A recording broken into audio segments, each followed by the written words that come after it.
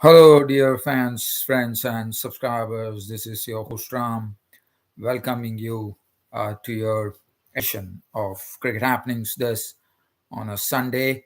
And it was a marquee clash that happened in the Asia Cup, as I was talking to you about yesterday. It was India versus Pakistan, and India in a match which went all the way down to the wire. There was a real drama, even though it was a low scoring affair where the Pakistan were restricted to 147. The match went down to the last over, and as we call it in cricket, the match went all the way down to the wire, where 7 runs were required of the final over. And Ravindra Jadeja, who was absolutely well entrenched as a batsman, was the very first delivery. He tried to hit the left arm spinner Nawaz out of the ground. I mean, it was a very juicy proposition for India. Reason being, Mohammad Nawaz was bowling the final over. He's a left arm spinner, and it was a well settled Jadeja at the crease. At the other end, it was Hardik Pandya. So that was heavy drama. 7 runs required. Jadeja was dismissed with the first ball gone, and people are just wondering what is going on as the finisher Dinesh Karthik walked in. There was a dot ball when they tried to steal a single, and then finally Karthik managed to get a single, and then Hardik Pandya did not waste any time, cool as a cucumber. I mean, he was the star for India, no doubt about it. First with the ball and then with the bat, as he cracked the six. And what a shot that was! I mean, he did not waste any time. Mohammad Nawaz bowling to Hardik Pandya. Hardik Pandya swung him over the long on region for a wonderful six, and it was done. It went on like he just went on the back foot and pulled him over, and one could see the ball sailing into the night sky in Dubai. And the Indian fans are ecstatic, and why not? As the ball went and fell into the crowd, and that was the time India would have had relief after Jadeja was dismissed first ball.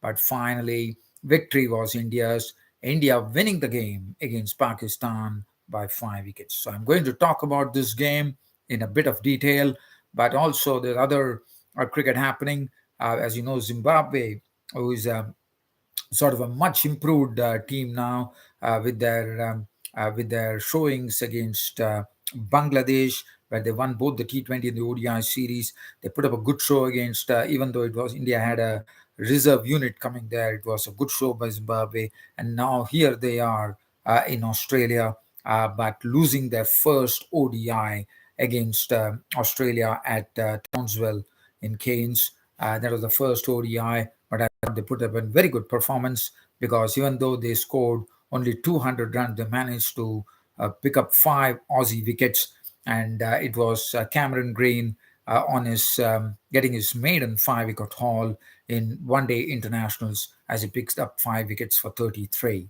So I'll come back to that later, but let's first head on to that marquee clash in the Dubai cricket ground between India and Pakistan. And this was a game, as I said, India winning in the last over of the match by 5 wickets. We had Naseem Shah of Pakistan making his debut today, and looking at the game here, India was the one who actually won the toss, and they had absolutely no hesitation in putting the Pakistanis into bat first.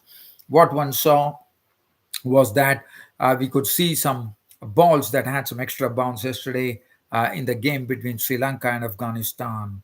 But today we definitely saw that. So there is one thing that I would like to talk about here is that not unusually, I would say, normally in United Arab Emirates pitches you don't see so much of bounce, but definitely it looks like the curator has really gone and put some hard work into it, and he has made sure that there is something in it for the bowlers as well, and that makes it a really stirring contest and stirring Asia Cup. And we saw that the extra bounce was the one which was there, and I thought the Indian bowlers, especially, first it was Bhuvaneshwar Kumar exploited it. Again, Bhuvaneshwar Kumar, we know Also, let's talking about the Indian team. India decided to leave out Rishabh Pant from the team and instead went for Dinesh Karthik. And also, they did not have Ashwin in the team. They had Avesh Khan in the team as well. So, looking at that, the start for Pakistan was not good. It was very, very tricky, as Bhuvneshwar Kumar in his post-match press conference said that there was no swing available, and then they saw that there was bounce, and it was basically a matter of bowling hard lengths and getting the ball into the chin area of the batsman. Well, as far as Kumar was bowling superbly. He was really keeping both the batsmen quiet, Mohammad Rizwan and Babar Azam, and we all know that these two players are the sort of kingpins as far as Pakistan are concerned.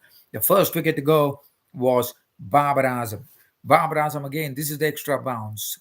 Kumar first got balls to move away from Babar Azam, and then he got one with a short delivery where Babar Azam top edged it, and as I said, because of the extra bounce, the ball did not get the necessary elevation. One could call it was high in the air. Arshdeep Singh neatly settled under it, and Babar Azam was walking back to the pavilion. Out for 10 of 9 balls, India drew first blood, 2 boundaries in that knock of 10, and India had drawn first blood. 15 for 1 in the third over as Fakhar Zaman joined Mohammad Rizwan. Avesh Khan picked up a wicket very quickly as he came. And again, Avesh Khan is also another bowler who likes to hit the deck hard, and that extra bounce really did Fakhar Zaman in. Fakhar Zaman normally likes to play the sort of a ram shot or whatever you call it, the cut shot. But here the extra bounce was done as he got the faintest of nicks, and Karthik had settled. In fact, Fakhar Zaman even did not wait for the umpire to raise his finger as he started walking back to the pavilion. And that was the end of Fakhar Zaman. Caught Karthik bowled Avesh Khan for 10 of 6 deliveries, 2 fours, and the wicket number 2 for India there. Fakhar Zaman gone, and the score read 42 for 2. All the scoring was done by Mohammad Rizwan at the other end, who was scoring those boundaries.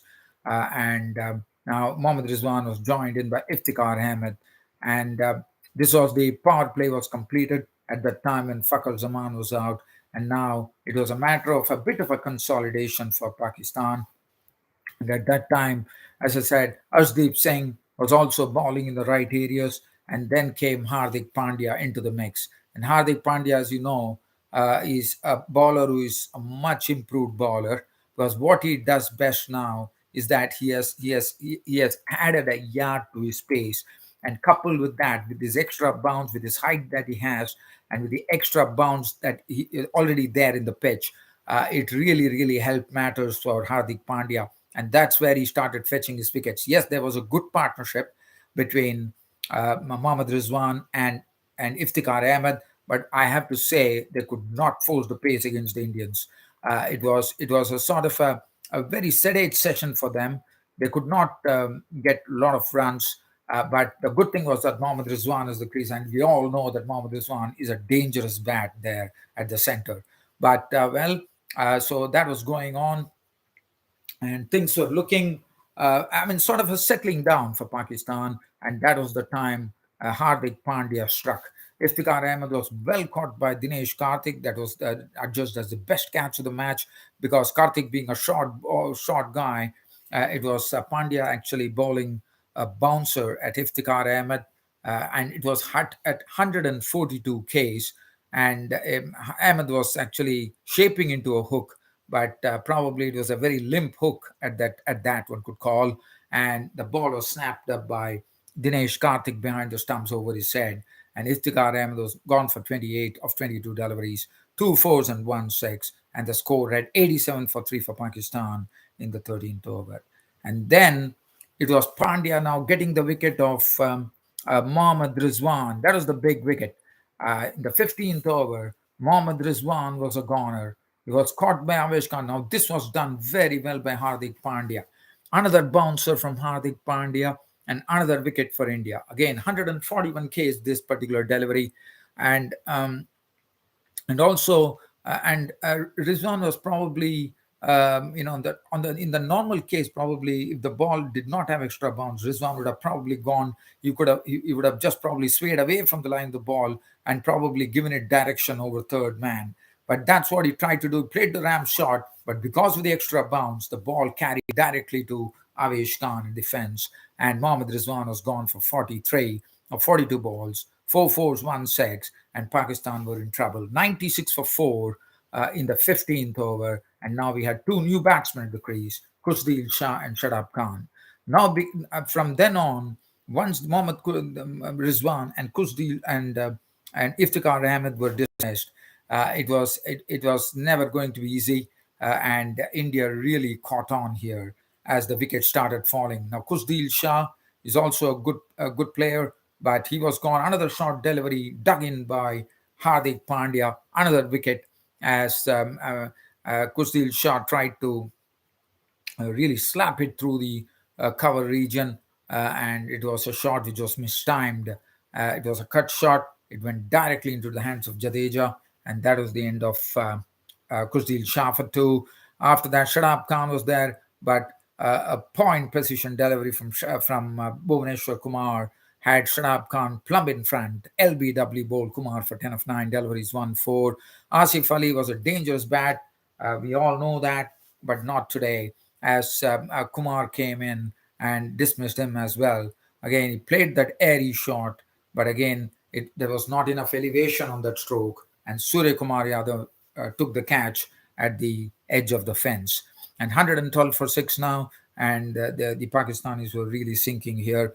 Mohammad Nawaz was a victim of the bowling of Arshdeep Singh for 1, and Naseem Shah was making his debut, was out the next ball after Shadab Khan was dismissed. 2 wickets and 2 balls for Bhuvaneshwar Kumar, who was the best bowler today with figures of 4 for 26. Hardik Pandya with 3, 1 to Arshdeep Singh. Harris Rauf, and but there was a bit of a final flourish for Pakistan, one could call in the end, and that was something which was needless for India, needless here, because suddenly we saw Shahnaz Davani, who was playing in this particular match. We know that he bowled well, but one did not know what he brings to the table with his bat. But we really saw that he could hit some massive sixes, and that's the reason and the Pakistanis would consider themselves fortunate that they finished at 147, which was still good, according to me, on this particular pitch with some extra bounce. Shahnawaz Damani made 16 of 6 deliveries, in which he cracked 2 6s, and Asdeep Singh castled him for 16. Harris Rauf was not out on 13 of just 7 deliveries, 2 4s. He also played 2 aggressive strokes, and that was the end of the Pakistan innings. 147 bowled out in 19.5 overs. Kumar, as I said, on the money, 4 for 26. Hardik Pandya with that extra bounce, using his yard of pace and the bounce. 4 overs, no maiden, 3 for 25. Asdeep Singh, 2 for. Let us not. The one thing that I really didn't talk about here is the bowling of Yuzvendra Chahal. Now, we know Chahal didn't play in the last T20 World Cup, but what a spell of bowling from Yuzvendra Chahal, keeping it tight, inducing the errors from the Pakistani batsmen. I mean, exactly keeping them quiet. That was the key there. He was bowling with a lot of variations. He was sometimes slipping the ball in very slowly, sometimes bowling wide of the off stump, and he could not pick up any wickets. But it was still a very good spell. 4 overs, none for 32, and Jadeja bowled 2 overs, none for 11. Was a turn for India, and one thought with the extra bounce and with the bowling combination that Pakistan had, one probably thought it was not going to be much easy, and we saw that it was not so easy. As if you look at that, KL Rahul and Rohit Sharma opened the innings, and Naseem Shah was making his debut. The cherry was given to Naseem Shah to have a go at the Indian openers, and he absolutely obliged his captain by picking up the wicket of KL Rahul. Rahul getting an inside edge, trying to dab a ball, I would say, because this was pitched on the off stump. But Rahul trying to dab the delivery was a goner of the very. I think it was the, if I'm not wrong, it was the second ball of Naseem Shah, and Naseem Shah picking up the wicket of KL Rahul for naught. bowled by Naseem Shah, and that was the maiden wicket for Naseem Shah in T20 cricket. And after that, we saw Virat Kohli, who has been taking a mental break, and I said it was very important to see what he could do. Well, Virat Kohli definitely played some good strokes, no doubt about it. But one can't say that Virat Kohli has run into form, even though he was the highest scorer for India with 35, 34 balls, but not a very perfect innings as far as Virat Kohli is concerned. Yes, he played a few imperious strokes that he is known for with the arrogance that he plays, but we saw that Virat Kohli was not getting the ball on the middle of his bat, and that is what is very important. The timing was still awry, and also we saw he got a charmed life as well as Babar Azam at second slip, dropping him in the same over where the first over of the game when KL Rahul was dismissed. In the same over, Naseem Shah would consider himself a bit unlucky as Virat Kohli could have been a goner. So Virat Kohli definitely took his time and he played a innings, but again, it's not a perfect innings.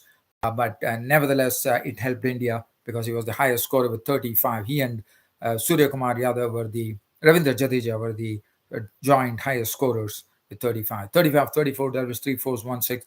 Rohit Sharma was pretty quiet and he was not getting much of the strike as well. But he probably was caught in by it was sort of a Rohit was very circumspect, one could say. He had got 12 of 18 deliveries, and he probably there was a bit of a rush of blood, one could saw Rohit Sharma. He wanted to really go and have a go at Mohammad Nawaz, the left arm spinner, but the ball went high up in the air at the long off. Iftikhar Ahmed took the catch. Rohit Sharma was gone for 12 of 18 deliveries with 1 6. After that, and then Virat Kohli was joined in by Virat Kohli, as I said, he made 35. And then the shot that Virat Kohli played, that was something which was probably needless, according to me, because Rohit Sharma we had just lost Rohit Sharma, and it would have been probably Kohli wanted to take it on, or probably it is the mantra that India has, where they are going to play aggressively, irrespective of the situation. And here comes Virat Kohli trying to have a go at Mohammad Nawaz, sending the ball into long off, and it was an easy catch for Iftikhar Ahmed. Kohli was gone for 35. Surya Kumar Yadav, well, he definitely showed a bit of glimpses of his talent there in the game against Pakistan. But Surya Kumar Yadav trying to go into a hike against Naseem Shah. He played a one wristy stroke for a boundary, but trying to hike Naseem Shah, lost his stumps for 18 with one boundary of as many balls. And then it came down, then the pressure started building on India. 141 for 5, 189 for 4 in the 15th over. Still a lot of work to be done. 58 runs still to get in a matter of 34 deliveries.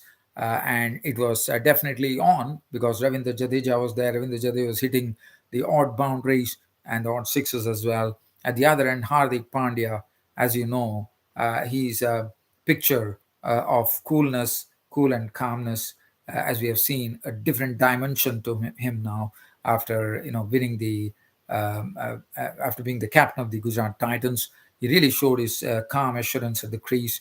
And Jadeja and Hardik Pandya were doing a good job. They took it all the way down to the final over, and as enacted how Hardik Pandya, with that cool as a cucumber demeanor of his, hit a six and completed the game. But the pressure really built it, and in the 19th over, Hardik Pandya reeled off 3 boundaries, and that really helped matters for India. And Jadeja, as I said, tried to play a silly stroke, I would call, but again, as I said, India decided that they're going to be aggressive. And it was a bit of a surprised to see the left arm spinner bowling the final over. So probably Babar Azam had to get his calculations right, I reckon. But nevertheless, it was all over. Dinesh Karthik was not out on Pandya. A quick fire, unbeaten 33 of 17, 4 fours, 1 6, taking the man of the match award for his batting and bowling exploits. And the bowling, Naseem Shah definitely had a bit of cramps as well, so that really didn't help as well. But he was impressive. 4 overs, no maiden, 2 for 27, on his T20 debut. Shanavaz Dawani definitely showed his glimpses of his talent to the bat, but here comes Dawani. The bowling, yes, he definitely is a tall. He likes to hit the deck as well. 4 overs, none for 29. Harris Raw, 4 overs, none for 35. Again, it was hot and humid in Dubai, and the cramps was something which was getting into every player. Shadab Khan, 4 overs, none for 19. To me, the pick of the bowlers. Shadab Khan, 4 overs, none for 19. And Nawaz, 3.4 overs, no maiden, 3 for 33. Game over. India winning the first round against Pakistan at the Dubai cricket ground by 5 wickets. So that was the first game that India played against Pakistan. Now we get on to the next match. Tomorrow there are no matches in the Asia Cup, but the next match which is coming up is between Bangladesh versus Afghanistan. That's on Tuesday. But right now, I'm going to do a skimmer here as far as Australia and Zimbabwe are considered. The first ODI that was played in Townsville, in Cairns, and I'm told they also did something in memory of Andrew Simons, the late Andrew Simons, a prolific Australian all-rounder who passed away in a car crash this year, very sadly. And as far as this game was concerned, Zimbabweans were the one batting first, and they still put a decent score on the board of 200. Looking at the batting card for the Zimbabweans, Innocent Kaya, the opener, made 17 of 40 deliveries, 2 fours, but Marumani, Teddy Vanshe Marumani contributed neat 45, 61, 4 fours. But Wesley Medivere was the one who decided to anchor himself at the crease, and that would be something which I think Zimbabwe will be happy about, because Wesley Medivere has not been among the runs against India or probably even against Bangladesh. But here comes Wesley Medivere. He's a wonderful talent, let me tell you that. One has seen his strokes. He can really flow if he is in full motion. And Wesley Medivere is young as well. And I thought this will do him a lot of good. This is his first stint in Australia on bouncy pitches. And looking at the way Wesley Medivere played, I think that will really give him a bit of real confidence here. As I said, this was his first stint in Australia, and to make 72 of 91 dealt with 4 fours was a very good effort, according to me. Tony Munyonga was out for 7.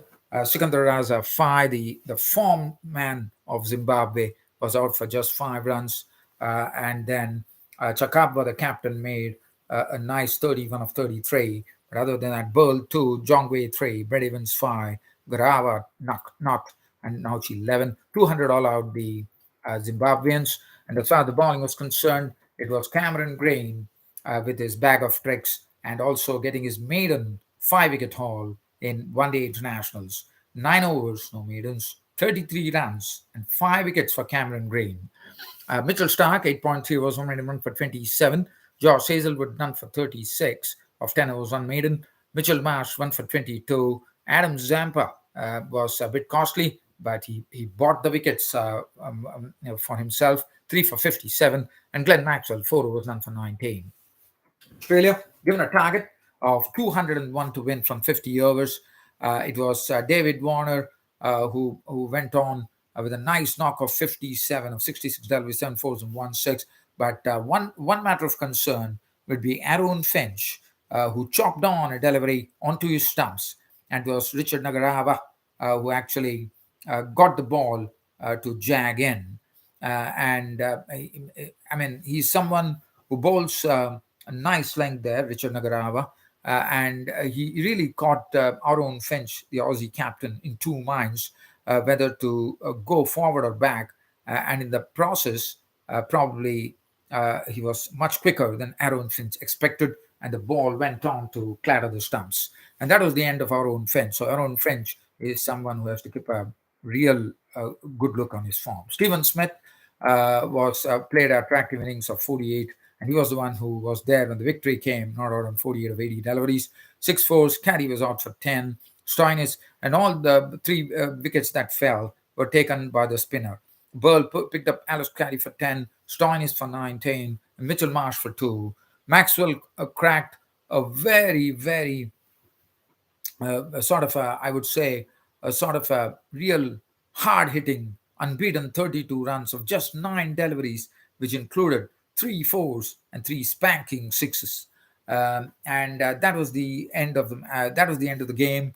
As I said, it was a 5 wicket victory for the Aussies in the first ODI against Zimbabwe.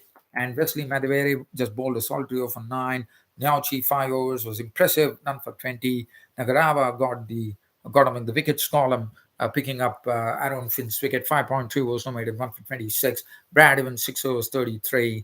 Raza picked up Warner's wicket, 8 overs 145. Ryan Bull, the spinner, got hit for plenty, but got the wickets, got the most wickets, 3 for 60. And Luke Jongwei, solitary for 3 runs. Well, dear fans and travels, it was an absolute pleasure bringing you this cricket happening show, and look forward to your company once again next week on a Saturday. Until I come back. Yes, the Asia Cup is really exciting. As I said, there are no games tomorrow, but on Tuesday, Bangladesh take on Afghanistan. It should be a nice cracker of a game, according to me. Recently, I think Afghanistan had the wood over Bangladesh, if I'm not wrong, but one has to wait and watch. Well, dear fans, friends, and subscribers, it's about time for me to say goodbye on this cricket show. Thank you. And again, just wanting to tell you, you can always visit my cricket Twitter page at Ram574. You can also go on to my website, www.cricket-status.com. Till such time, I see you back this weekend. It's goodbye.